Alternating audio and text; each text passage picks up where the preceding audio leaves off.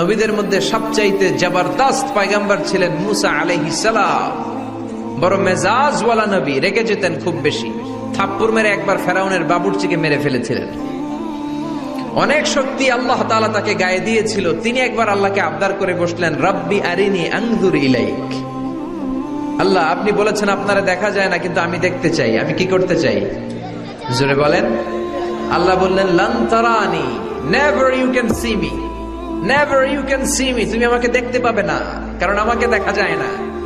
সাইয়েদনা মুসা বললেন, আমি দেখতে চাই। আল্লাহ বললেন, দেখা যায় না। মুসা বলে, দেখতে চাই। আল্লাহ বললেন, দেখা যায় না। মুসা আলাইহিস সালাম বললেন, কথা বলেন না কেন? আল্লাহ বললেন, মুসা বললেন, আল্লাহ বললেন। মুসা বলে দেখতে চায়, আল্লাহ বলে দেখা যায় না। কিন্তু সাইয়েদনা মুসা আলাইহিস সালাম ছেড়ে দেবার পাত্র নয়, হেরে যাবার পাত্র নয়, পিছু হটার পাত্র।